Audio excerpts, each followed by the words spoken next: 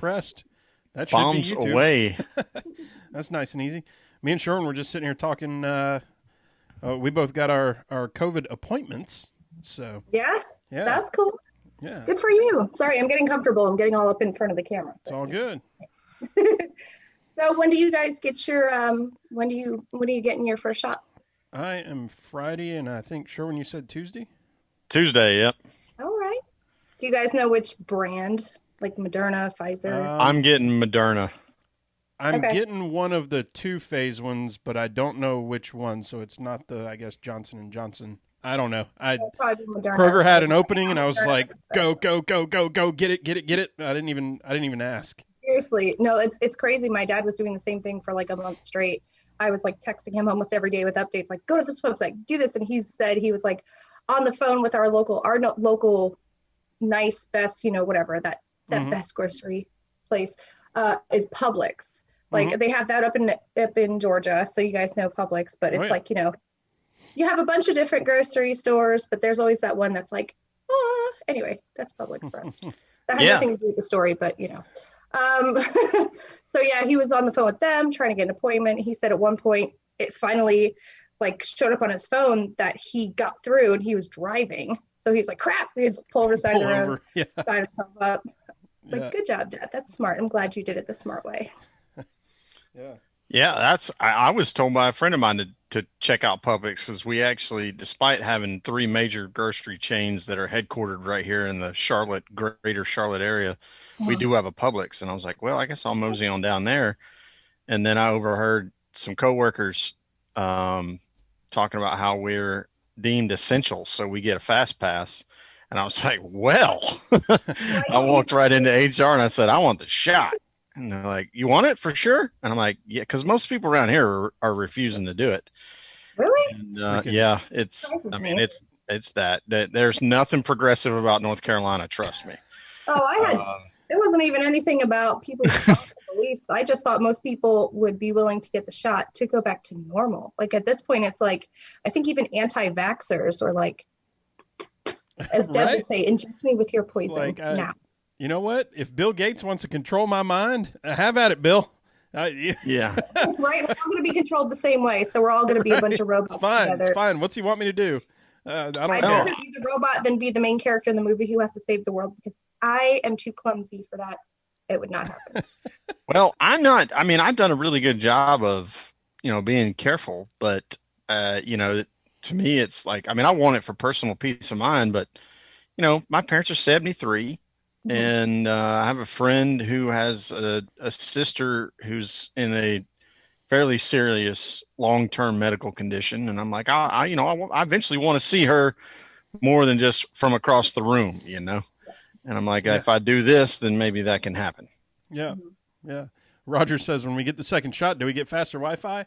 Hey, that bonus, I'm in. We should. I usually like pull YouTube up in the background on mute so I can like start to pay attention to the chat. That's what we do when we do our live, so I'll have to do that. I do the same thing. It's just I like to try to pay attention. I'm not saying it's successful all the time, but I try to pay attention on the chat wall, but a lot of times what happens is we get immersed in conversation and I totally ignore it. That or you're in the beginning, you're trying to wait for a decent time to interject and then you forget and it's like, well, Oh well. Yeah. So now I'm okay. There we are. I went on Twitter and I'm clicking on it. No, don't open in Twitter. Sorry, guys. Technical difficulties. Hold on. I'm just gonna show up. Why is it open a new page? Okay, there we go. I was like, I don't want to watch it on Twitter. Sorry, y'all. Hot mess, Chrissy Express over here. That's not the first time you've said that, is it? That was good. No, it's true. It happens. You should see me at work. It's yeah. Now this place I work, oh my God, what happened? Everything is so big. I worked there before and I was invited to come back by the manager because I'm awesome. But no, seriously. She texted me and asked me to come back. Anyway, long story short, so it's like family. A lot of the people that were there were there the first time. So it's like my third week back and one of the girls had a birthday and it's someone I worked with before. She's older. She's a lot of fun. So we like to have a good time where I work. Like, it's just a lot of fun. So I bought one of those like confetti cannons that are like that big from Walmart or whatever. And I was so excited. I was going to scare the crap out of her because it was what she called her Medicare birthday. So she turned, I think it was 60 or whatever. And so I was hoping to scare her. But I was holding the confetti cannon. I was resting it on my hip. And I thought that it was going to shoot from the top because there were arrows on the bottom pointed to that end. We know where this is going. Should we find you got a crotch full of confetti. You're supposed to twist. So they were like, twist up here. And I was like, oh, shoot out of up here? Okay, great. There's red arrows. It means up this way. Cool. So anyway, I go to launch this cannon and it shoots into my stomach/hip. And because like all of a sudden you hear the boom and nothing happened. And then I happened to like realize, ow, something kind of hurt. And I look down and there's all the confetti on the floor. More pictures taken of me where I'm literally looking down in like absolute disgust, like surprise. And then fellow X-ray tech, Missy, who, funny story, I actually knew her way back when we worked together years ago at a restaurant.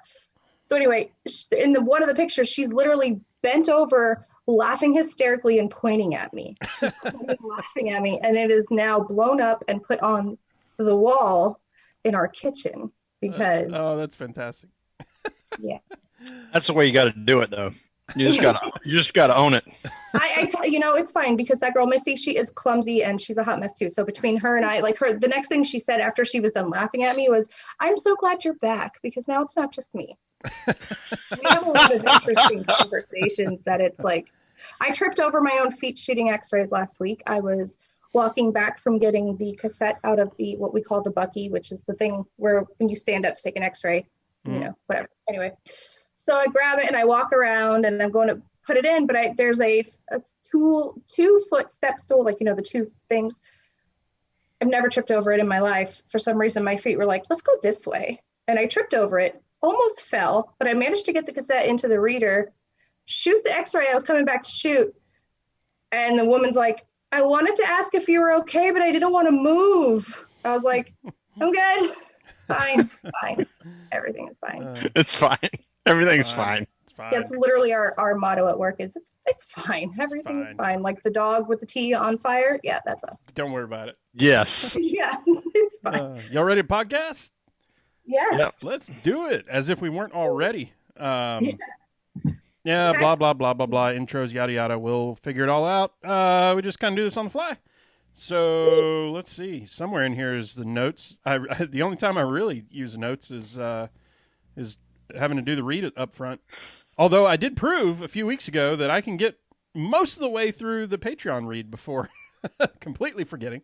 So you'll memorize it all. Just think about all the things the drivers have to say when they're like, I just want to think. Blah, blah, blah, blah, blah, oh, right. I sound like a Kenny Wallace or something here. Right. All right. Off we go. We are recording now.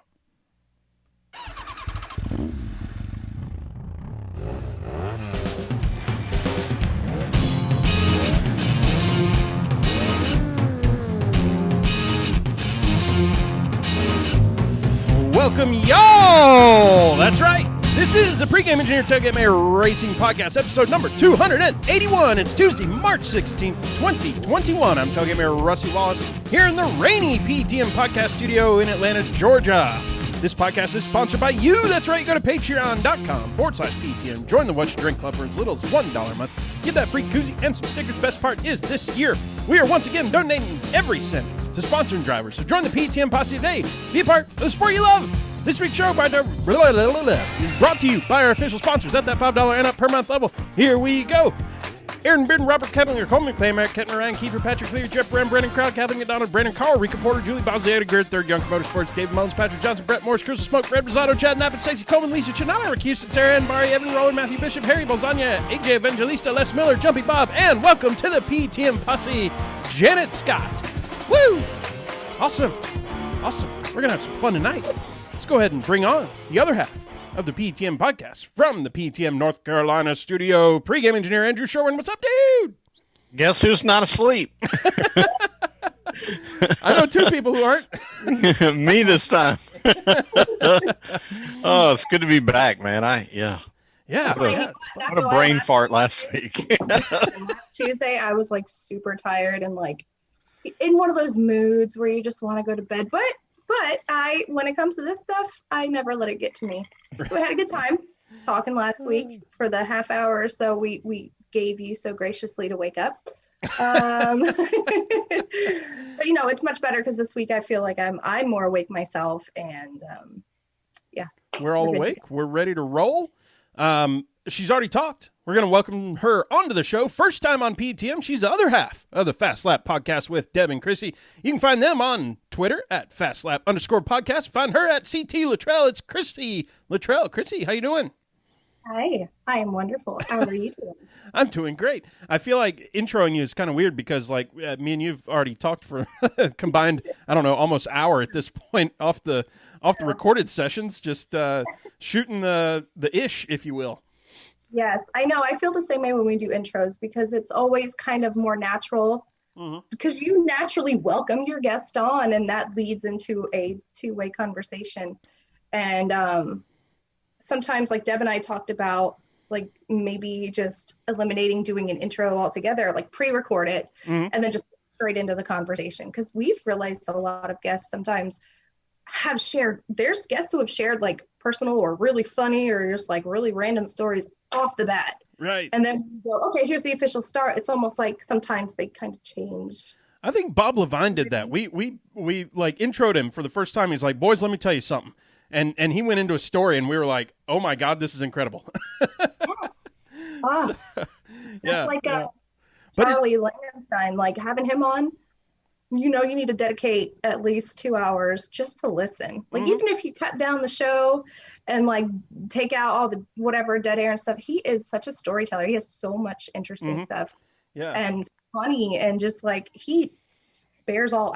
He's one of my favorite people in the NASCAR world because he has no reservations about sharing the intricacies of NASCAR and like in the garage and in the shop and challenging people who call out NASCAR and they're like, they call because Quinn Huff is an underdog, so a lot of people attack him. So he is never afraid to stand up and be like, "Listen, I'm going to school you," and you're like, "Okay." It reminds me of those like home improvement shows where what is it? Somebody comes over and they're like, "Hey, we're gonna revamp your house," and they're like, "Oh my God, that's so great!" But the first camera angle that they show is from the person inside the house opening the door to meet the person. Yeah. And you're like, the nerd in me every time. Like, it's been going on for 20 years. And I'm like, that's not live. That's not the first time. This is bullspit. I'm done. Like, my wife was like, just watch the show. I'm like, no. You can't not turn against the show because it's got you. Like, that's me I love the show Big Brother. I tweeted about it more this past year, but I try not to like flood. Like, it's funny. I use social media for all these different things, but anyway, but that's my favorite show. And like, I even tell my husband all the time, one of these days I am going to freaking try out and be on the dang show. Like, I've been watching it for years. I don't know if you guys even know of it, if you've watched it, if you've heard of it, but the same thing when they introduce you to the cast members, like the first episode is these people getting surprised and they like find the key randomly in something. Like if you're a bartender, it's in the thing of ice and they're like, oh, suddenly I'm on Big Brother. But it's like, that is not real because how would they know to get in there to get the key and this and that? It's just, I do the same thing. I pick it apart and I'm like, I wonder when they did that. I smell bullcrap. Yeah. Well, the only reality television is live sports. That's it. Yeah. You're not wrong. Okay, Big Brother's not totally scripted. I watch the live feeds. I'm looking at in the chat. Even The Biggest Loser was scripted.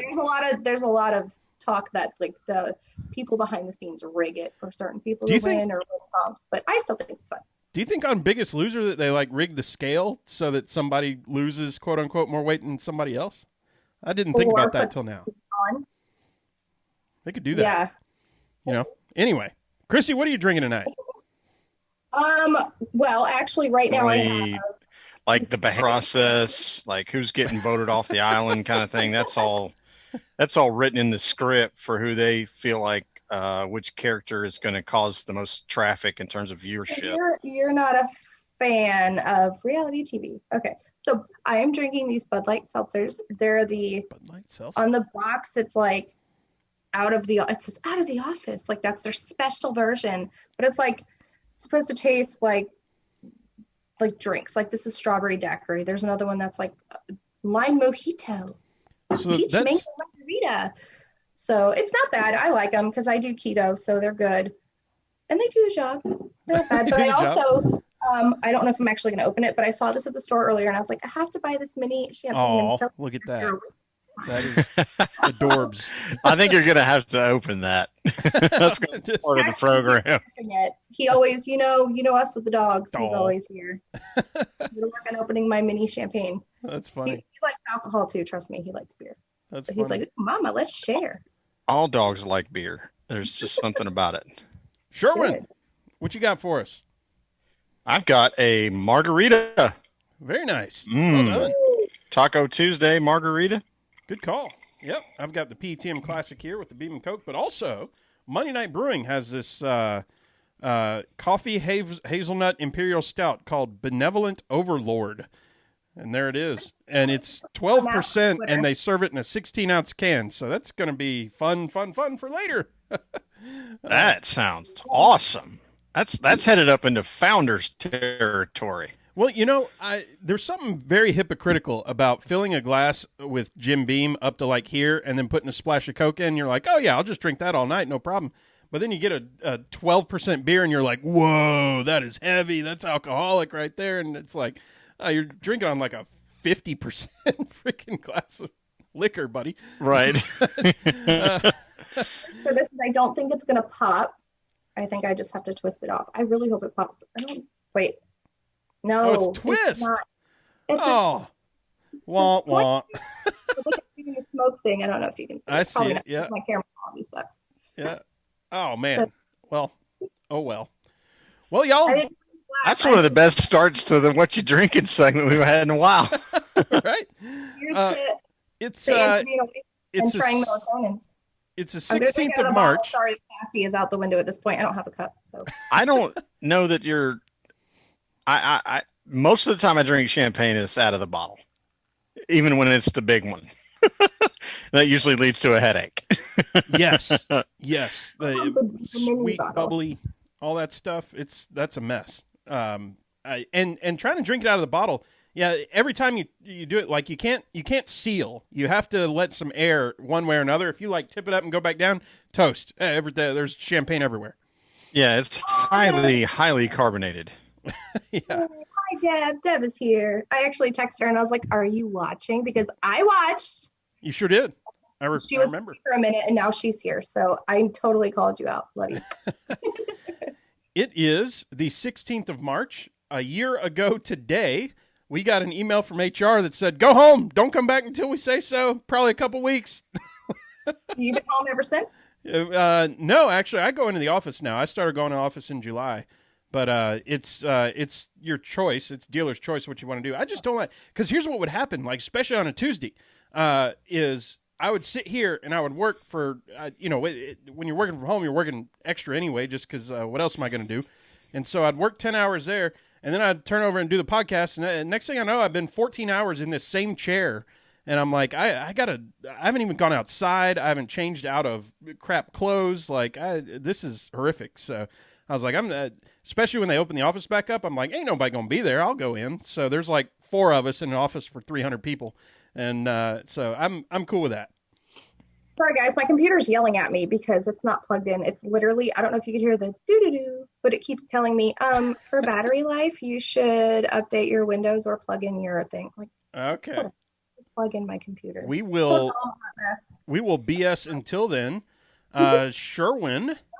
Let's see. I have my Chase Elliott pants on. Hold on. But yeah, 1 year COVID anniversary. It's crazy. It's been a year. I mean, you remember back when we counted the number of weeks?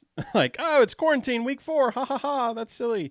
And then, then we're just pissed drunk going, all right, y'all, it's COVID week 38. What do we do? Right. I love that whole, and I don't know who started it, and it certainly wasn't me. I can't take credit for it, but it's It's March, 381, 2020 right now. Yeah. I think you were the first person who I heard that from, and I absolutely loved it. It was great. So, Chrissy, you've got some Atlanta ties. You've been down here to the Promised Land before and lived in the area, right? Yes, I have. I have a rather not super large, but a big enough family. I have 8 siblings and 5. Not huge.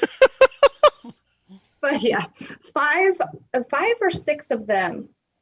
6 of them all live in Atlanta, and they all live in the same area. So it's Cumming, Sugar Hill, Alpharetta, Milton, that area, which is kind of, I guess you would say, more of a northeast-ish from the actual city of Atlanta. It's just easier to tell people Atlanta.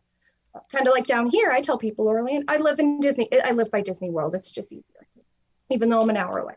Right. I think Rusty and we can both identify with that. Whenever we leave the state, it's like, where are you from? We're like, well, we're from Atlanta. Right. Yeah. Right. Yeah. Well, that's a funny thing because you can say Atlanta, and you can, if I draw a circle starting up north, you could be as far north as Cumming, as far east as like Covington, as far south as like Stockbridge, and as far west as I don't know, Villa Rica.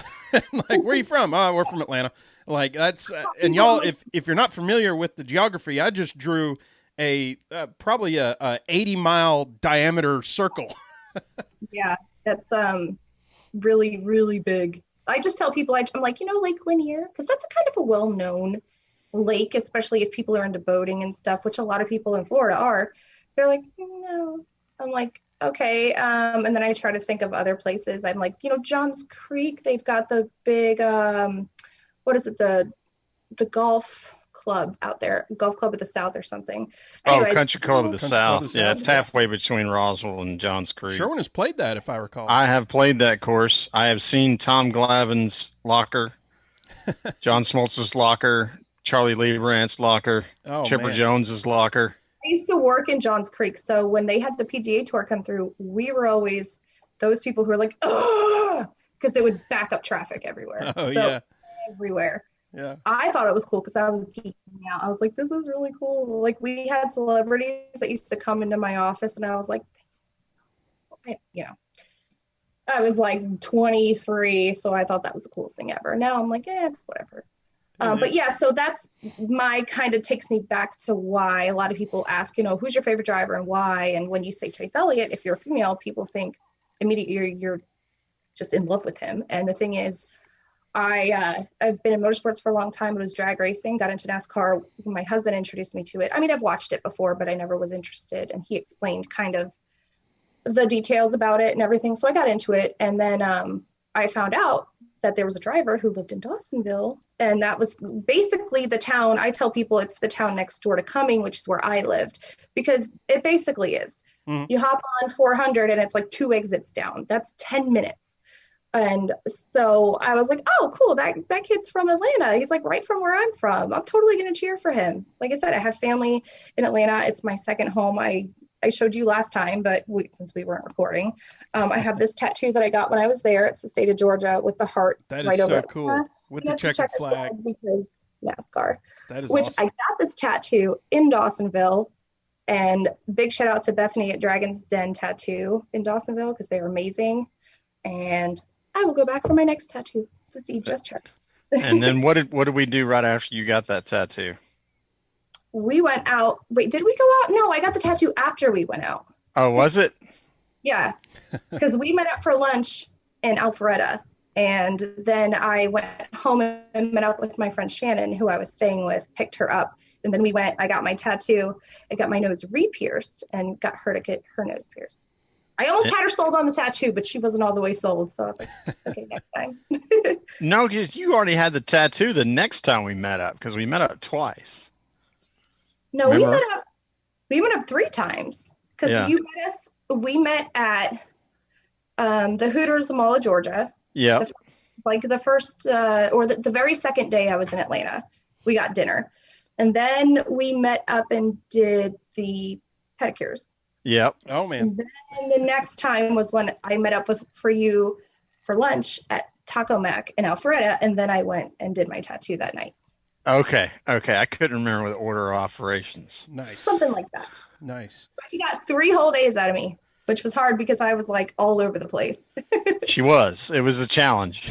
And I had no schedule because I was unemployed at the time. Well, for the record, I like Chase Elliott because he's dreamy. So I don't care. Not just the girls, people. Hello. Right. And I'm a happily married man to a female. Pretty sweet big old beard for a little while there. But looking good. What can I say? Oh, man. So always great to have another podcaster on the show. And we talked to Deb a couple weeks ago. Tell us about, your side of the story. How, because I think if I recall right, it was either like a mutual, like, hey, we ought to do it. Or I think she said you called her and were like, hey, let's do this podcast thing. Yeah. So for a while, I've been wanting to do something like a blog, but kind of a mix. But I was torn between like focusing it more on like NASCAR stuff because I was getting really, really into it, or like mom stuff because I've learned a crap ton being a mom the past 7 years. Still blows my mind that I say 7 years because I feel like I just had the kid 3 days ago. But and then I was like, oh yeah, I'll start a blog and just kind of write about my experiences going to different racetracks because we have learned, again, a lot going from our first time ever taking all of us to a race at Daytona, which was in 2017. It was the Coke Zero Sugar 400. If it was Zero Sugar back then, I know they changed names a little bit, but the July Daytona race, but we only watched Xfinity. And then as the kids got older, we did more and more. We experimented with more races, more tracks, longer times. And so I learned a lot over all those experiments to now where we have it down to like kind of like a science. We have it figured out. It's really smooth. And I was like, oh, I'll write, blogs and stuff about that. But then I was like, I started and I went and I paid for a website and everything. And I couldn't get, like, there was like a roadblock for some reason. And I started writing because a friend of mine, Rob Tiongson, who runs the Podium Finish, and he also works for, oh gosh, he's got so much going on, Front Stretch Motorsports, the NASCAR pole position. He does a lot. He's amazing. Anyway, he reached out to me and asked if I'd ever consider writing because I went to the NASCAR. Sorry, this is long-winded, but anyway. That's what we do. I went to the NASCAR award ceremony in Nashville, 2019. Anyway, nice. He asked me about it. I described it, and he said, hey, the way you describe things was really good. Would you consider writing? So I started kind of writing articles here and there for them. And then Deb, I guess, started doing the same thing. And she had asked for people, women in motorsports, women who are NASCAR fans, to reach out. We reached out. We had already followed each other. And she hates it because I call her out every time. But she had interviewed me and I did the questions, but she never included me in her 2 write-ups, which is fine. So I just like to tease her about it because I really don't care at this point because it led to something better. So anyway, I felt like her and I connected the few times we actually messaged each other and kind of went back and forth. And the fact that she was doing a female fan of NASCAR type story, something I was passionate about. And I was like, I thought of doing that. I think we have a lot in common. So one day I think I was like folding laundry and watching, not even going to lie, I think I was watching a soap, General Hospital to be exact, because I have watched that show since, God, I was little with my grandma, then my mom. So it's just a thing. Anyway, so I remember thinking, something came, there's like a commercial for one of the races. I know, Deb's like, God, call me out again. I love you. And I was like, oh, a podcast. I like talking. It's true. I like talking. If y'all didn't know, if you couldn't tell, I like talking. So I was like, maybe that'd be fun. And then I was thinking, I don't want to do it by myself because I'm too shy for that. Too much anxiety. So then I was like, oh, Deb and I get along. So I was like, I'm just going to message Deb because we had been kind of messaging for a couple of days. And I was like, hey, what do you think about, like, I've been thinking about doing a podcast like about NASCAR. I don't think there's really any females out there that are doing it in the fan world. I was like, well, what do you think? She's like, oh, that'd be really cool. I think you should do it. And I was like, well, would you do it with me? And she was kind of like, okay. I was like, okay.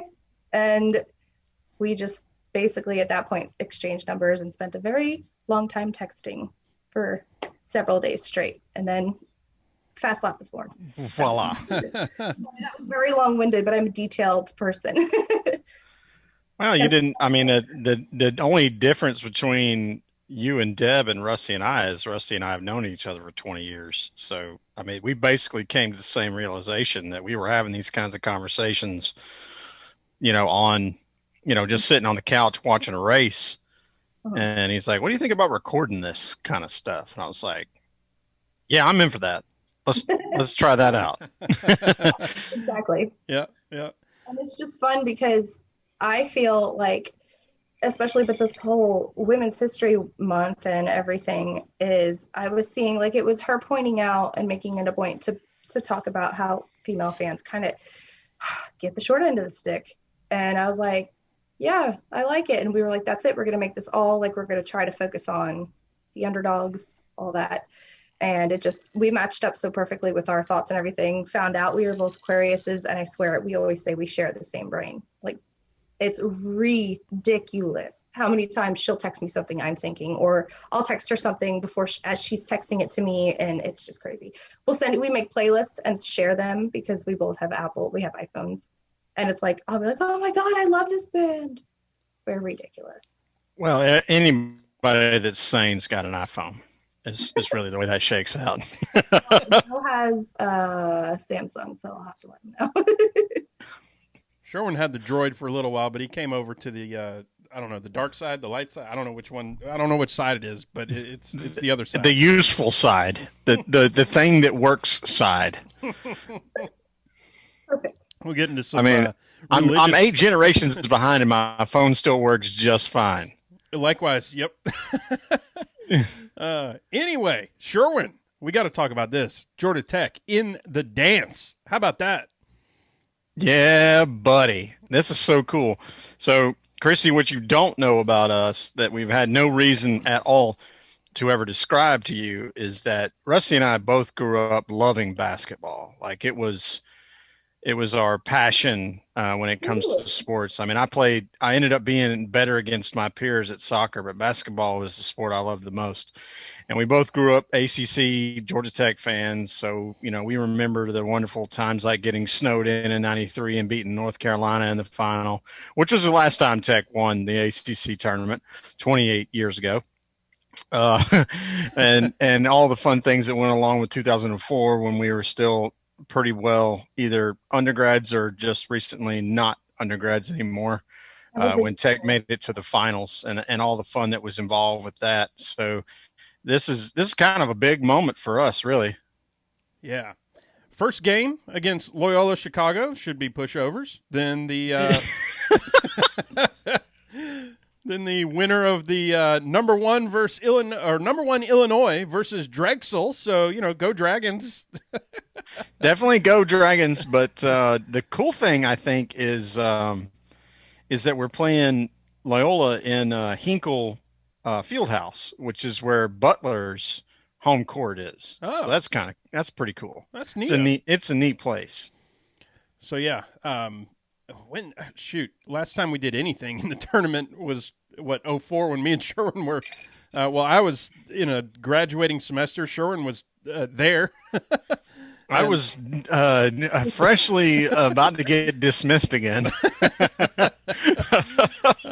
I have no problems talking about now because it's in the past. We joked that was one of the maybe half dozen college experiences. Like there was this one Goodyear blimp that was maybe 2 feet wide.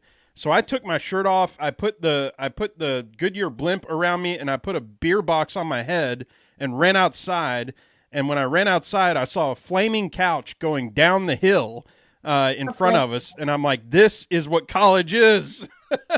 And I remember campus email scatterbombed everybody with the godstech.edu and said, please do not burn stuff in the street. But you remember, when we beat Oklahoma State, we had a impromptu Halloween costume party, which we were known to do in our fraternity. And I was running around in my soccer referee uniform with tall top cowboy boots and a cowboy hat on. Looking like a complete doofus. What was that, Chrissy? I'm really sorry. I have to run over there real quick and help my kid with something. I'm gonna put myself on mute. Have at it. That's fine. Have at it. We will reminisce all day. Enjoy my background while y'all banter for a couple seconds. Well, I do like your flag. Well, that's for sure. So let's do this, Sherwin. Let's go ahead and tear it down. It's time to talk some NASCAR. And let's start with this, buddy. It's been 2 weeks. Maybe this will wake you up. Here you go. He called it. Larson at Vegas. So another race, we'll talk about both the races, but starting from a couple weeks ago, since we didn't do a show last week, won by this is another one that was like won by a mile. We said that in the previous race, and this one was no different in that there was no he checked out, I guess is the way to put it.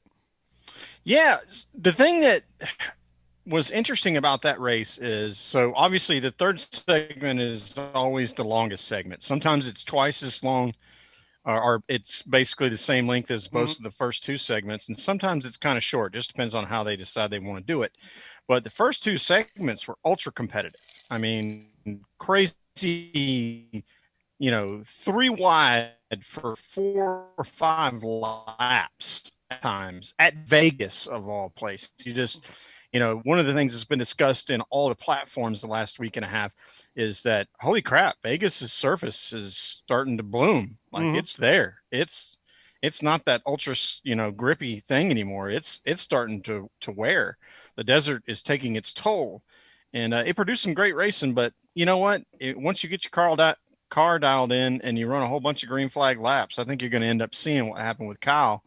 Is he just had the best car, and that's just it. Right. Right. And I mean, we've seen it at Atlanta a few times and whatnot. I mean, the infamous Kurt Busch race, and then recently with Kevin Harvick, you dial it in right, and you're just going to check out from the field. Aero has so much to do with that. Yeah, especially once the tires wear a little bit and there aren't as many lines available to you. If you find the one that works for you and you're out front, and you're the fastest, see ya. We'll see you later. See ya. And if there's not a late caution, it just is going to be what it is. And I mean, I think that's why, if you look at Jeff Gluck's poll, why that race scored so well. Because I mean, the first 2 stages of that race were phenomenal. You can almost, just forget about the fact that last one maybe didn't have the kind of drama that you would hope. But you're not going to get that side by side stuff really anymore. Not with this package. Right. Right. Not outside of a traditional plate race, you're just not going to get that. And of course, everybody talking about it, and everybody said things that are people smarter than me and who have better either perspective or whatever else. But I'll at least call it out that I thought it was really cool about Bubba in Victory Lane coming in and giving him the high five, the congrats, and saying, look, I'm a Larson fan. Everything's cool, blah, blah, blah. I mean, I don't know. I know he can't represent an entire group of people himself, but, he at least in NASCAR kind of bears that responsibility. So, that was cool. Yeah, and I'll keep it above the line so we don't go into negative land. But, I saw some stuff on Twitter that I didn't really particularly care for, and so I just took that picture and I snapped it and I said, this is all you need to know about Bubba's relationship with Kyle Larson right here. They're good. All right. And it's like, because people want to cancel Kyle and say, look, you're talking about a 27-year-old kid who made a crappy mistake, and he's done everything like to the power of 2 to change that, remedy, and to help people understand why what he did sucked.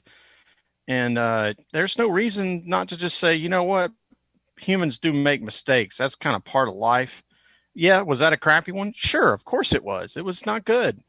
But there's no that I hope that stigma gets brushed off. I mean, I was kind of hoping that Fox would go ahead and do an expose on Larson ahead of one of these next, couple races, just to kind of show that and to say, because they really kind of blew off that win, and they really hadn't talked about him that much. And I think it's because their producers just kind of want to be like, I'm not sure how close we want to get to this thing just yet.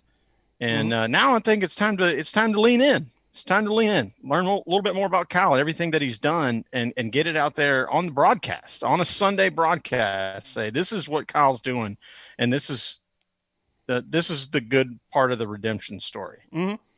So moving on to this past weekend. I think that. Oh, no, go ahead. Sorry, Chrissy. You're up.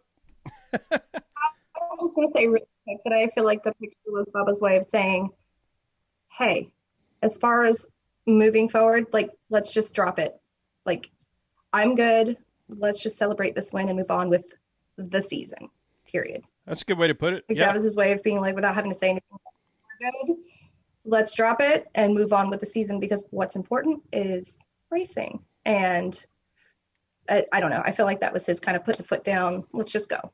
Because I don't think Bubba's not going to want anyone to hold a grudge. He's going to want us to focus on racing. That's been his thing.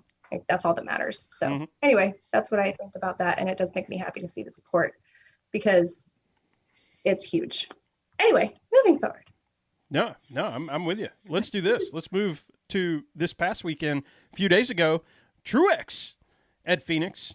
Yeah. And that was another another new winner. So Chrissy, why don't you kick us off? What'd you think? I think it was a fun race. I was really happy to see Truex win, because my husband is a Truex fan, and it's rough after a while. But mainly because I do respect and appreciate Martin for what he brings to the racing community, and for the struggles he's gone through to get to where he's at. Because sometimes people forget he had a lot of issues back in the day. So to have a lot of success and then kind of fall back off and kind of feel he's starting to get that, oh, he should retire, he's getting old, he can't win. The talk that happens to every driver when they have a crappy string of luck. And to see him able to get that win back and get his teams a little bit of momentum to move forward. And he's been running good. Most of the races, he's been able to get some speed, and even if he's come from the back, get up front. I think he's going to be strong this season. I see a lot of issues with Truex being mainly on either pit road, whether something happens with pitting, a penalty, which he doesn't really get too much, or he gets stuck in what I've seen lately is he gets involved in other people's wrecks, which is kind of something Chase has dealt with in the past too. And it makes you want to rip your hair out, because when your driver or someone has speed and they're able to get up towards the front and then they get wrecked and pulled back, it sucks. So I'm happy for it. I love Martin Cherry, and I think it's fun to see 5 different winners, because it's really kind of setting the stage for the season to be kind of predictably unpredictable. Yes. If that makes sense, because a lot of the performance is predictable, but the outcome is not, because you still see the same people kind of in the top 10, although I will give it, there's been a few surprises, but for the most part, you see the same contenders up there each week. But then it's like to see where that, wrench gets thrown into the plan and chaos happens and another winner comes out, or even just strategy wise, it's been really refreshing to see kind of like that. I was not expecting that win reaction. So I love it. We've been talking for, I guess, probably 3 or 4 years now, whenever this whole winning you're in thing started, that boy, wouldn't it be a really fun situation for NASCAR to have to eat some crow when 17 different drivers win in the regular season. And I don't know that we'll ever see that, but we're well on our way towards seeing that. Yeah. Mm-hmm. Yeah. And I saw a headline today that said, is Michael McDowell in trouble? It's like, that's like talking about playoffs in week 1, but yes. Like, you got to. Well, think about who hasn't won yet. So Brad and Joey haven't won. Mm-hmm. Ryan Blaney hasn't won. Chase Elliott hasn't won. Kevin Harvick hasn't won. Mm-hmm. I mean, and the list goes on. I won't. Kyle Busch is continuing. Kyle Busch hasn't won. Denny Hamlin hasn't won. I mean, all these people you would expect to win in between now and when we get back to Daytona. So, and then of course Daytona being the wild card that it is, anybody could win that. I mean, who knows? That might be the one where you get your 17th guy or gal. I guess this year we don't have any girls competing for points, but no. Like that might be where you get your 17th driver. Yeah. And it happens at Daytona, and all of a sudden everybody's standing around pointing fingers and going, well, who's 17th in points? Because you ain't in. Mm-hmm. Even with a win. And then they're going to have to go through all that process of explaining how, yeah, it's just kind of like if you win, you're mostly probably kind of in. They would go off of the points at that point, whoever had the better standings between the 16th and 17th place car. That would be the most fair. Oh, no, it'll definitely be whoever has the most playoff points. No, it's like, well, what happened to winning your in? Right, and I want them to have to deal with that because I'm solidly over them saying we made the playoffs at Daytona in the victory lane at the Daytona 500. I'm like, yeah, you might want to hold the phone on that because there's 25 more races. Yeah, yeah, that's true. So okay, there's a question. Okay, I have a question for you, but I want to get to Rusty. I don't know if you saw the question in the text. I think it's a good one, and then I'll get back to what I was going to say to him. I did. So it was MLT said in the chat, how's McDowell running like this? Somebody on DBC said they knew why, but wouldn't go further on it. It's not like I have any insider info, but I'll say this. The compatriots of Michael McDowell are not surprised. They say this he's a race car driver. He's for real. So number one, it's the driver is good, and number two, he's at front row, and they've been making improvements this whole time. And so you get a good driver and you get a decent car. You're gonna have. Well, the other thing is, go ahead. Yeah, you get a good driver, you get a good car. You're gonna have some good outcomes. Sherwin? Yeah, what they said on DBC is that the win at Daytona more than likely triggered Ford to give them some factory support so they could get that car that just, obviously we know what plate races are. There is a tremendous amount of skill, and there's also a tremendous amount of luck and being in the right place at the right time. And, that's those two are linked at the hip. It's not a total Yahtzee game, but they hinted that Ford probably was going to give them a check and say, thank you for carrying the banner for winning the Daytona 500. Here's a check. Maybe they just bought him his next 3 motors or something. And all of a sudden that team gets to spend that $300,000 on the car instead of leasing motors, something like that. Yeah. Or having to make payroll or whatever. But yeah, I think, and that shouldn't be surprising. I mean, that's what happens when you win races. Call it a fluke, call it what you will. Is Daytona 500, you win a race and you win Daytona 500, you're going to get some money. So, makes sense to me. Especially with a team like Front Row, where the driver probably doesn't have a strong base salary. It's going to be a lot about how he finishes. And that race pays $2.5 million to win, which means the team got $1.25 million to figure out what to do with in terms of paying bonuses to their staff and then working on cars. Mm-hmm. And if Ford showed up with another check, then kind of just makes sense that they're a little faster than they used to be. Mm-hmm. Yeah, that doesn't surprise me because that's kind of part of the marketing deal. If you win races, you're going to get better or more help, better equipment down the line. That's just part of the overall incentive in winning, as if you didn't need enough reasons to want to win. So it does make sense to me that Ford would be sending better stuff to him because they're like, hey, if we can make this, especially if they look at the whole underdog story, to get him to be in the championship, even to make the playoffs and then make it to the round of 12 or 8 or even further, I feel like would be like a big story. So I don't expect them to drop all their money, but if he could win another race on the way there, it could be fun. See what happens. Yeah. Well, even if he just keeps banging out top 10s like he kind of has been. Right. I mean, those checks are big too. Even, the Daytona 500 obviously is significantly different in terms of overall purse, but It's still you're still talking about a lot of money. And typically the way those contracts are written is the driver gets half and the team gets the other half to figure out what they want to do with it. And if top 6, top 7, top 8, that pays a hell of a lot better than 24th. 100%. So 100%. What I was going to ask you, was so if you were in charge of all this, Andrew, since you were talking about how you feel about it, what would you do to fix it? If 17 drivers won, what would you do if you were in charge of NASCAR? Putting you in the hot seat.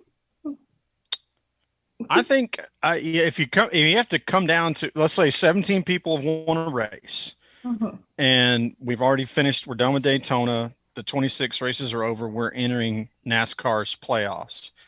I think there's got to be some balance of power between overall points scored and playoff points scored, because one of them suggests that you were running up front for a lot of races, and then one of them says that you're very consistent. They're probably already working on this, but there's got to be some kind of weighted score around which one of those things matters the most. And I honestly don't care which way they weight them. Even if they weight them even, Steven, just say, look, these are the overall points.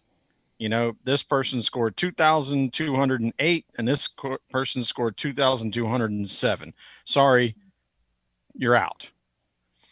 To me, that's the whole point of keeping the point score anyway. Like if it really was win and you're in, then we wouldn't have a set field for how many people can make the playoffs. It's if you win a race, you make the playoffs. Well, that's not what it is. We know that's not what it is because NASCAR, we had 9 teams win a couple of years ago. And so they don't want 9 teams getting exposure out of 38 or 40 or whatever we end up having in the field that weekend. Like they wanted to broaden the field to give sponsorship opportunity for more exposure. And I get that. There's a business side of this thing. But I think however they want to weight those things is fine. Whoever scores the most points, if you have the same number of wins and you're sitting in that 16 and 17 spot, that's it. See ya. Sorry, my child was talking to me. I'm listening to you, but my child is interrupting me. He's trying to mom life again. Hold on. I'm going to mute you in case he doesn't want you to hear. But it's all good. It's all good. Here's Rusty's solution. Here we go. And it's pretty simple. Okay. So, I would say it's aligned, Sherwin, with what you just said. 16 teams will make the playoffs or more. Whoever wins, you make the playoffs. Because NASCAR has such a focus on win and you're in, and wins are what matters. So make wins matter. Make it so that you win the Daytona 500, you're in. Make it so that when you win Phoenix, you're in, or Miami, one of those first few races. Make sure that hey, if you win it, you're in it. So that every race, if you're side by side with somebody, you're not like, well, I have a good points day if I finish second, or how about I'm in the playoffs if I win. Now here's Rusty's little I don't know what you call it, cog or wrench in the gears. How about caveat? How about whoever finishes last and is signed up for Cup points, they also get in. So it's a classic, like if you finish last, you get your money back in March Madness. Hey, if you finish last, yeah, you're in too. Why not? Like I'll throw in a total chaos monkey here. Well, there's certainly some entertainment value to that. But, see? Why not? I think we have a minimum of 16 cars are going to be in the playoffs. Mm-hmm. If we have 17 or 18 or even 19 winners, then that means the first round we eliminate more drivers. Mm-hmm. Well, here's the thing, though. You have to also think from a person in charge of who plans and schedules out the races. If you have it open to interpretation as far as how many drivers get into the playoffs as far as whoever wins, what if only 6 different drivers win that season and they're just all dominating? You only have 6 people in the playoffs, and then you're like, but I have like 10 more weeks of racing. No, we said 16 is the minimum. We're always going to have 16. Okay. But if we have more winners, then we open the playoff field. I mean, think about what baseball did this past year. Obviously, let's not go that far. Even 17 different winners, and you're a race short. Well, no, you eliminate more people after the first round than just be an odd number though. Yeah, but it doesn't matter. Able to reduce it properly.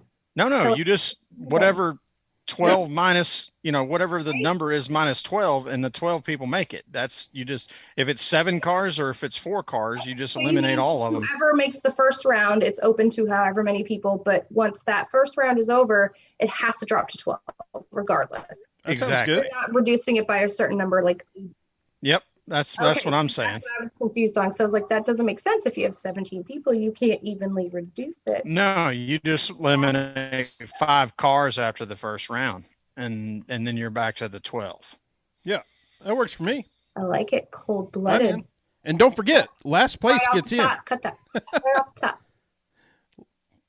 We gotta have some chaos in there. Never know. So, let's see. I'll say this. Well, we got the chaos in the last race before we. Well, there's that. We got some serious internet lag. Yeah. There's some lag going on tonight. All the bits. Get the bits aligned. Sherwin, you were saying. Because we have had many moments of hot mess, awkwardness, discomfort. Well, and what do we do now during our show? Even most recently, I think when we talked to Michael Carey, it kept freezing. It froze like 5 times, and we were like, Yeah. Everybody on watching Netflix right now around all of our houses. Yeah. Evidently. No, what I'm saying is we already have the chaos race that closes out the regular season because it's at Daytona. Yeah. Hi home. Yeah. Sorry. I love that. No, I like the last place thing because imagine you're at Daytona. You are second to last right now, and you need to lose one more spot. So up front, you see this hard racing. Out back, you see this guy just slam on brakes at the last corner. Like this is, it's a total wreck. It's a rat's nest back there. Cars are flipping upside down. Everybody's safe, but cars are flipping upside down. It's a total. When Roman played NASCAR Heat 5, that's a lot how his races go.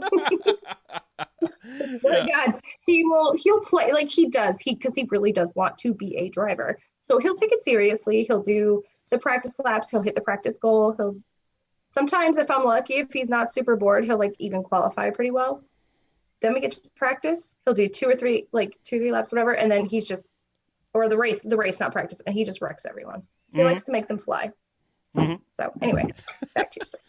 So we're running up on late in time here, but I did want to talk about this one, and feel free to talk about more if there's topics y'all want to cover, because I don't care really how long we go here. But the big thing that I want to talk about, Gluck made a good point last week. If you remember, Marcus Lemonis had the whole sponsorship challenge, all that stuff. Gluck ran the numbers, if you will, and boy, do I like me some numbers and like me some nerd stuff. And all in for everything that he did in terms of I'm going to sponsor these 8 or 10 race teams, and I'm going to put up all this bounty, blah blah blah. It costs $170,000. All that publicity, all that help to everybody, it cost him $170,000 for all that.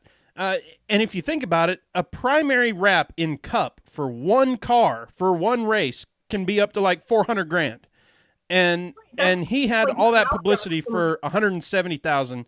It's like, wow, that sure made a lot of sense, huh? He's incredibly brilliant when it comes to his business strategy, because he is also now dipping into NHRA. So he's seeing the value in cross promoting, or whatever phrase or term you want to use, between motorsports as a whole. And it's awesome, because I love that he's got the passion. Like, he's a sponsor of a specific NASCAR series, but he's getting so much more invested than any other title sponsor has ever been.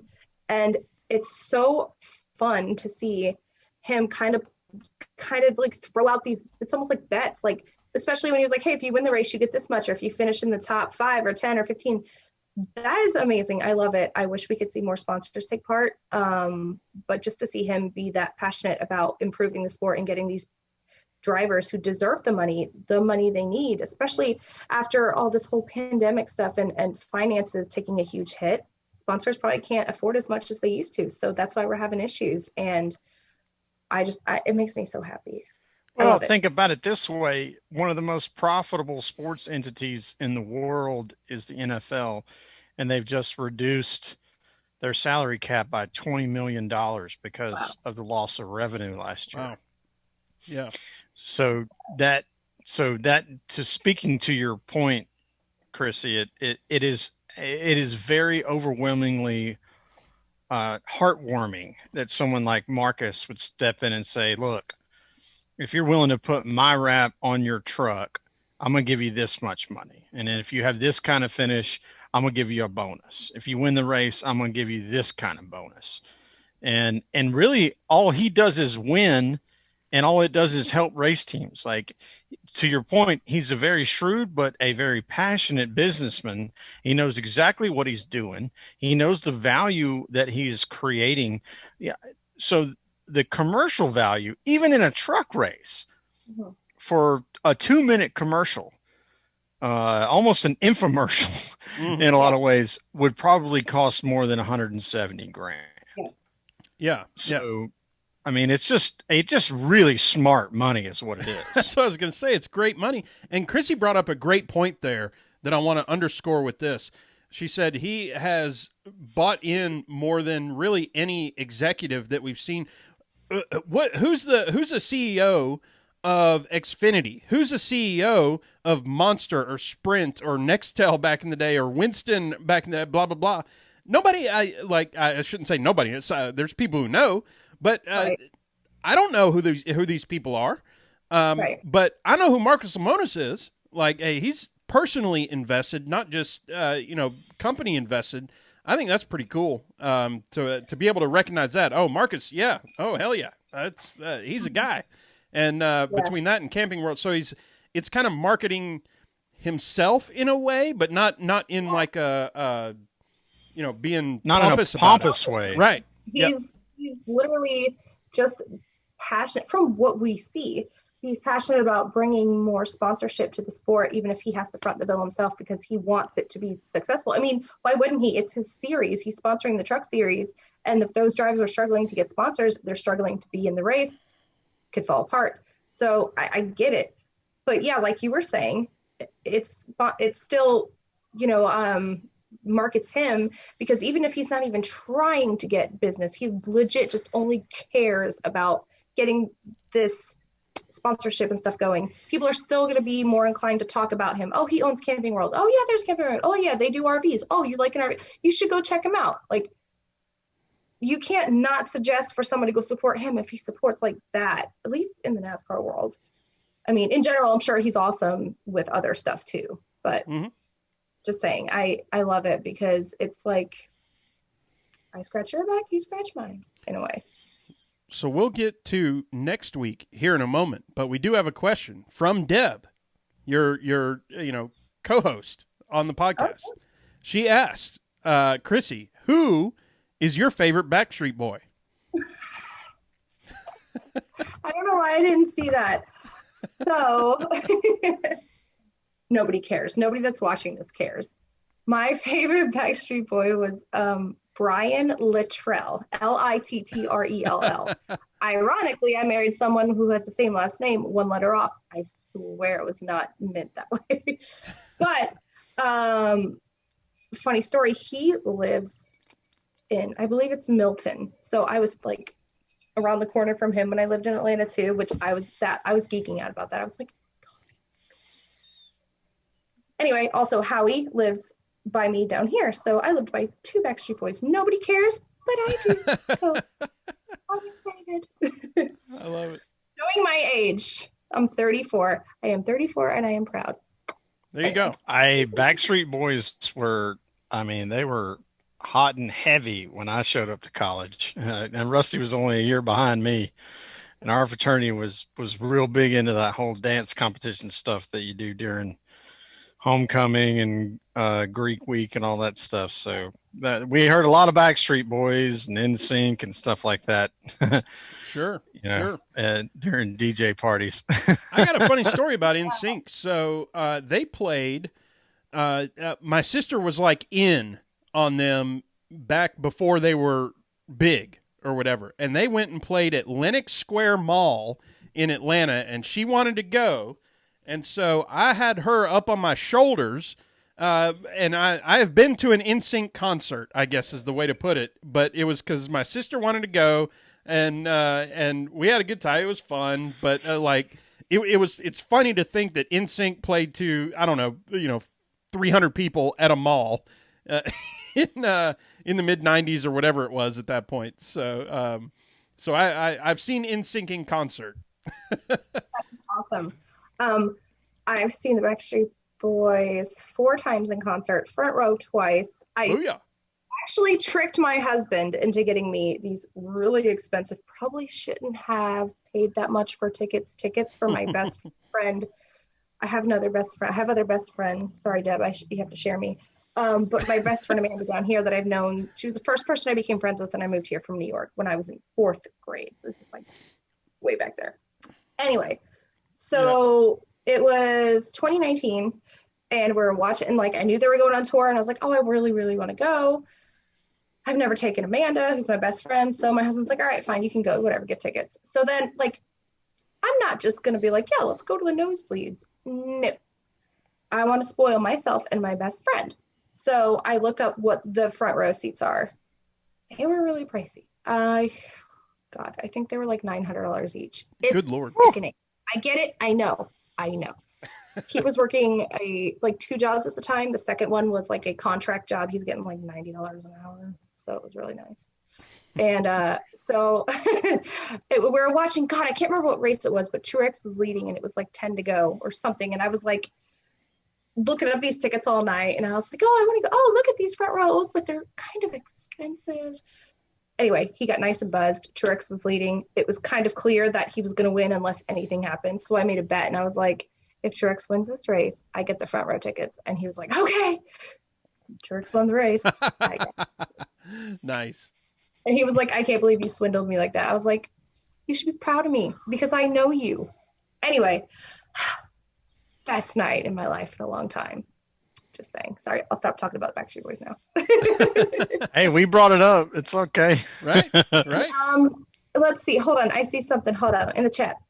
The Monkees are not bad, but I say the Beatles are still the best. Well, he said prefab boy band. I don't know if I would call maybe the Beatles were at first, but then they started doing acid. Maybe they were. Got a lot better. They definitely started doing acid. We all live in a yellow submarine. Y'all seen the movie? Was it Yellow Submarine? The one with the little blue guy? Tell me you've watched. I've seen the one that they show. I want to say did I see it at Disney when I was a kid? I saw it somewhere because we were in a submarine and then they showed that. No, I feel like that's a ride, not a movie. Okay. You're in the submarine. You're not in the movie. No, they have a movie. It is. My mom and her 2 sisters were massive Beatles fans. Shocking, boy band. Right. But still, I grew up listening and watching all the cool stuff. Didn't realize how he said it. The Blue Meanies. Yes. Anyway, these movies, I've watched them a million times when I was little. I watched it once when I was an adult, and I was like, how many drugs were they on to write this thing? Because it was, you can literally visually see their trip as they changed each scene. It was crazy. Oh, yeah. But I love the Beatles. I love them. They are so awesome. And yeah. Go back and watch H&R Puffin stuff. That was nothing but just heavy drugs in the form of a children's show. Yeah, my dad's got 11 of the 13 albums on vinyl. And he has been instructed that he will not throw those away. Those will be mine at some point. Yeah. He's like, well, you don't want to play them because we ran a needle through every one of them. I said, I don't want to play them. I want to have them. Yeah, they're something that you either hold dear in a box or you somehow find a way to properly use it as decor in some kind of. Oh, that's already in discussion. There you go. Well, let's do this, y'all. Let's gas it up. There it is. Atlanta, our own backyard. All 3 of us, in a way. One way, shape, or form, whether we're all there right now or not. Sherwin, I like I laid a total egg on lap traffic this last week. Things got crazy. I'm in software. There was daylight. Let me ask you this. Let's say you have a critical software system that runs something every night at 2:30 a.m., right? What happens when 2:30 a.m. doesn't exist? So, right, when it resets to 1:30 a.m. Well, no. Like at 2 a.m. on daylight savings time day on Sunday, it became 3 a.m. There was no 2:30 a.m. Sunday. Oh, that's right, the other way. Right. So yeah, that's what old Rusty has been dealing with. It's like Y2K, but a very centralized form of that, Office Space and blah blah blah. So anyway, I was a little distracted, and I totally laid an egg on lap traffic fantasy, and I scored 0 points. May God have mercy on your soul. So it's time to do picks for Atlanta. Let's go ahead and do it. Sherwin, last week, or last time we picked, you picked Larson, first place. I picked Burrito, who finished 16th, and Deb picked Joey, who finished 9th. So, Chrissy, you got to give us somebody who's going to beat Joey and beat 9th place. So, the pressure's on. Who you got for Atlanta? My heart and part of my brain is telling me to go with Chase. He's due. He's been doing good. He just gets caught up or crap happens. But I'm trying to think of the type of track and those who are good there. And I kind of want to say maybe Larson. Ooh, doubling down. I'm going to say Chase or Larson. Oh, you're trying to get two out of this one. You can't have two. No, I will pick. If I have to pick, I'll pick. And I'm going to go with Chase. There we go. I've changed your pick like 3 times now. He needs to win. He's a defending champion, and we know when Chase is determined, it's only a matter of time until he gets to the front and stays there. So I think at home, his home track, he's going to be ready to go. So for old Rusty, I'm going to say this. The last 2 races had a bit more of a traditional finish is what I'll call it in terms of who was there. We had Larson, Brad, Kyle Busch, that is, Hamlin, Blaney in Vegas. We had Truex, Logano, Hamlin, Brad, Chase in Phoenix. And so, Atlanta's a place where I think you're going to see that same sort of traditional finish and somebody who has won there before. We've been there seeing him. And I was kind of torn between Harvick and Keselowski. And here's the thing, SHR, I feel like they still need to show me something before, I can go there. So Brad Keselowski is the Rusty lock it in pick for the week, and I'll continue to score 0 points in lap traffic fantasy. Total. She said he was one there before. I was like, I bet he's going with Keselowski. There you go. He was really strong there. There you go. Sherwin, who you got? I'm going to pick Joey Logano. So, all right. That was Deb's pick 2 weeks ago. You've got it this week. I think I picked Logano recently. What are you thinking with Logano? Well, he's been fast. He's been at the front. I mean, Truex obviously showed the most speed at Phoenix, but Joey was in it to win it. Mm-hmm.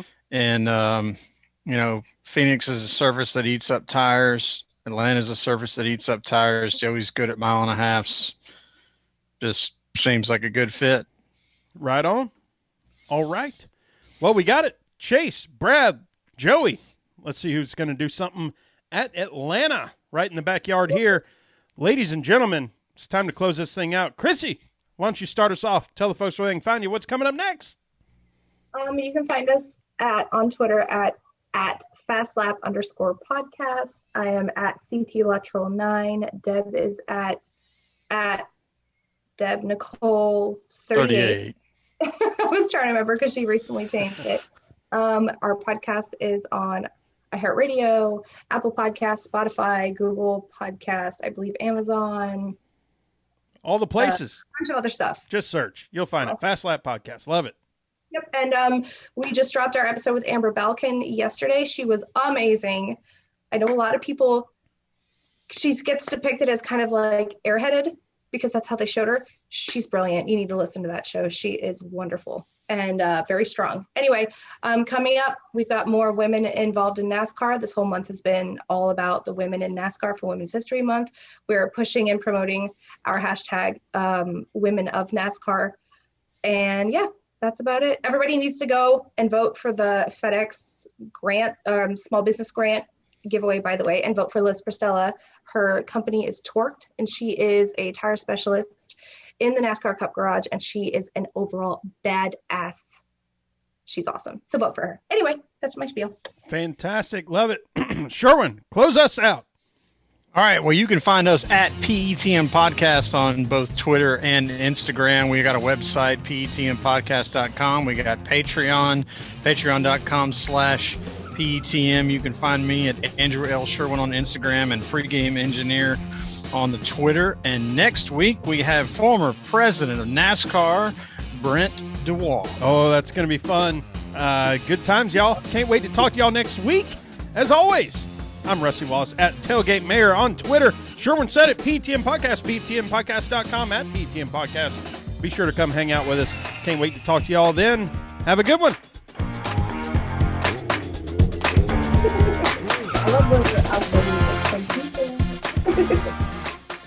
That was fun. It didn't feel like it was like an hour. That was an hour and like 7 minutes. Well, that's right on our mark, man. 65 to 68 minutes. That's it. Yep. So when Deb and I come to Charlotte, can the three of us get together and then do Zoom or whatever with you? And can we do like a combination podcast episode? That sounds good to me. I'm just double checking the music at the end because this is the extent of our editing. You ready? Steady, done. I'm jealous. I'm done editing now. To Deb, though. She's been editing all the shows from this season because we got new editing software, and I was confused for a while, but now I get it, and yeah. So she's been busting. PTM After Dark has commenced. True. This is the rated R version. Should it go that way? Can I have to be an awful guest and take a pause real quick so I can write? Yes. Okay. That's all right. Pee breaks are allowed in the After Dark. It happens. I will be right back, I promise. Episode 281 in the books, 2021 NASCAR and racing. And finally, I paste this in, and it is now encoding. So we have to do the encoding, the upload, and then all the, put it over to iTunes and make fun stuff happen. So... all right. Well, I guess I need to entertain the guests. I had some funny story I wanted to tell that I didn't want to tell on the recording. Not because I was going to say a bad word. I knew I could already tell halfway through the show that we were going to run. We were going to bump up against the mark. Well, you had so much to talk about. Like it was super easy. Notes this time was like, just talk about NASCAR. Sarah says, "Don't drop the F-bomb."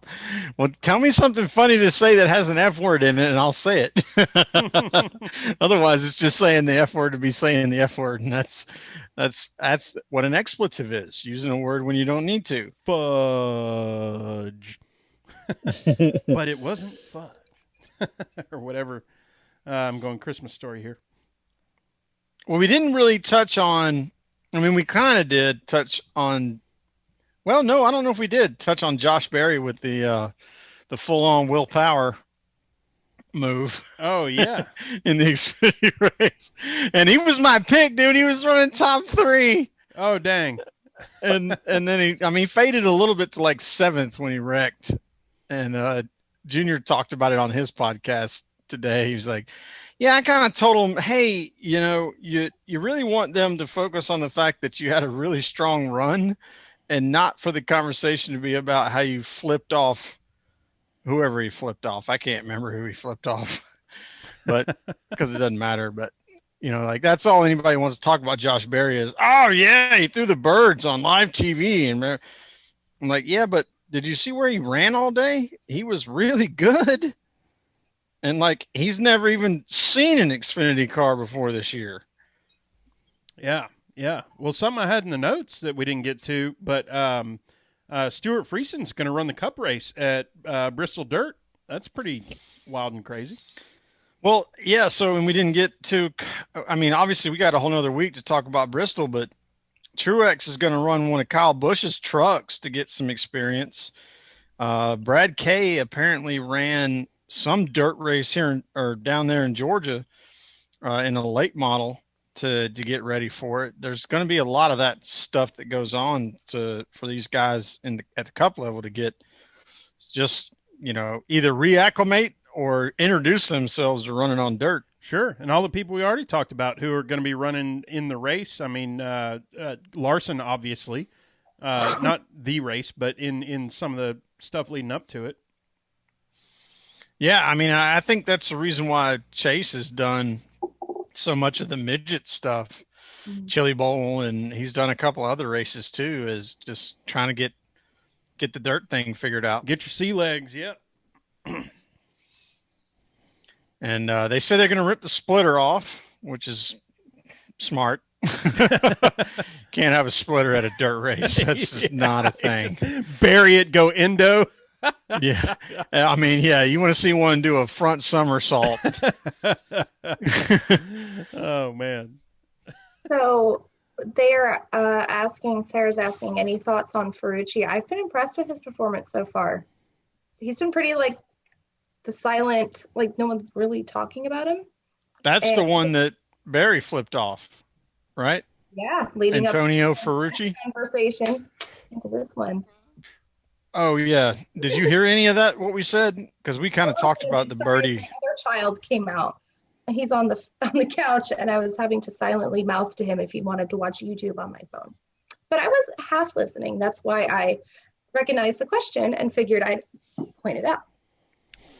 Yeah. So we talked about the birdie fingers and how that's not a good marketing tool for somebody like Josh Berry who's looking No, but it is a marketing tool because people got his name in their mouth. Yeah, but they're not talking about his racing. They're talking about his middle fingers. Did y'all know that he raced in the Chili Bowl? Josh Berry did? No, Ferrucci did? Ferrucci. I did not know that. I didn't either. I just looked it up, but I thought that was kind of cool. Very cool. Him and 367 other people. Right. Yeah. Apparently it's pretty popular. No, I've been impressed with him. He's been running well. I think pretty much basically top 15, top 20, kind of mid-range. But being that he's not a full-time NASCAR driver for his career, that's pretty impressive. And it's kind of fun. I like it. I like seeing the crossover. I think it's kind of, brings attention, obviously, to both sides of the sport, NASCAR or IndyCar, F1, and so all the different types when they do these crossovers. But it's just kind of fun to see how the drivers feel. The more interesting part to me is talking to them about how they feel on the track versus their normal track. So, or in their normal car. But yeah, no, to me that part of it is super important to try to cross meld some of these different series where people are hyper focused on what they like. There's been up until the last couple of years, there's been a huge division between NASCAR and IMSA. And now that NASCAR owns IMSA, you see a lot more interest from NASCAR fans in watching the Rolex and watching Sebring. And that's important because for a couple of reasons. A, those cars are getting a lot closer to being similar enough to each other that you can actually learn from driving those cars and then getting in a cup car. But I think that means we're inching ever closer to seeing a Rolex 24 that has a stock car division. That's what I want to see. I want to see 10 stock cars out there, NASCAR cup cars out there racing against those other series and see what they can do. How do you think they perform compared? Poorly. I think they'd be a little bit.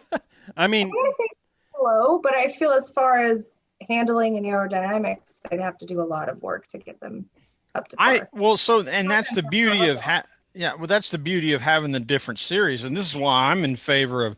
And the first time I ever heard it, so I'll give them credit.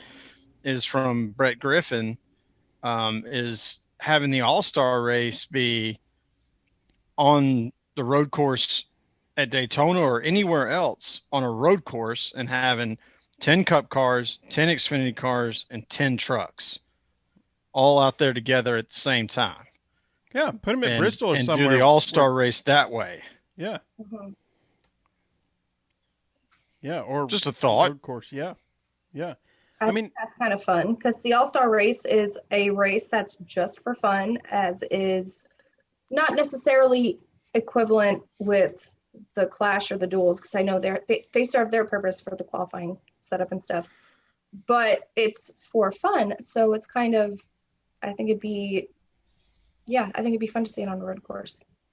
Well, it would be neat. I think one of the reasons why NASCAR might be a little bit scared of it is that depending on which package they brought with the Cup car, they might not be the fastest cars on the racetrack. Might be the fastest drivers, more than likely, but might not be the fastest vehicles on the track. Yeah. Those tend to be road or speed bumps sometimes, so to speak. Yeah, well, and I mean, just from a perspective of not wanting to diminish their top series by putting all three of them out there at the same time, that's probably a workaround they got to figure out. I think if they brought the 750 with the low downforce, they'd probably be fine. The Cup cars would probably still be faster. It'd be like Daytona prototype versus a regular sports car, but whoever finishes the best out of each series would win their series all-star reward, or however you want to word it. Right. But then whoever wins the overall race gets like an additional bonus. So like you've got all three series racing together, I guess like the top 10 best or whatever, however the numbers work out. And they're racing each other all, but each series still has a champion. So whoever wins or gets first for each series gets their own reward, check, whatever, award. And then whoever wins the whole thing gets a bonus. So yeah, exactly. That's too much to ask. Well, and honestly, if I take a couple steps back and talk about the Rolex and why I want to see a stock car division, is I want to see stock cars run for 24 hours because I think they can do it. I think they're already have their reliability to a place where they can do that. And I want them to prove that they can do that. And it would be kind of interesting if like each team had their own one car entry and you had the drivers you exchanged with and did your shifts with were your teammates. So like Hendrick, they would have Chase, Bowman, Byron, and Larson, and they'd all do their shifts. JGR would have their guys, and et cetera, et cetera. And if they needed extra, like if they only had two drivers or whatever, then they'd figure that out, whether it's like an Xfinity driver or whatever, someone to fill in the seats. But I think that would be pretty fun to see how. That would be neat. Even if it was just 6 cars, because, I mean, you think about it, like to your point, you're going to need at least 3. Yeah, I don't think you're allowed to start the race without having 3 drivers. Mm-hmm. And so some teams would obviously have to pull somebody else in, but I'm sure Allmendinger will hop in wherever he's needed because he is always like the first person who's like me when it comes to road courses. Yeah, him, Michael McDowell for Ford. I mean, yeah, go back and, reach back into some of those guys that have been road course ringers in the Xfinity series in the past. Get a Boris Said out there. I can't think of the Canadian guy that drove for Junior a few times, but who actually won an Xfinity race. But, just, whatever it is it takes to fill it out that fits the manufacturer's profile. But, yeah, I think it would be cool. I mean, yeah, you want to enter a Cup team in a stock car series in the Rolex 24, then you got to use all the drivers that you have that are in Cup. And then if you need to go grab somebody else, then you go grab somebody that fits, that's already partnered with your manufacturer or whatever. Mm-hmm. Sherwin, we are up on all the places, iTunes and Google Podcasts and Stitcher and blah, blah, blah. So awesome. Yay. Now's when I should have popped the bottle or twisted the bottle. There you go. Yeah. Twist. It's just not as dramatic. Yeah, it's not as aesthetically pleasing or dramatic. Next time, I'll just bust out an entire bottle. It's fine. Well, awesome. Sounds good. Well, I'm out of drink, and it's time to go refill. So let's go ahead and close this thing down. It's been good talking. Yep. Chrissi, thanks for hanging. For sure. Awesome. Anytime you guys need a guest, I'm free. Sweet. As long as I get so I know. Sounds good to me. Sounds good to me. We'll do it. YouTubers, thanks for hanging out. We'll talk to y'all later.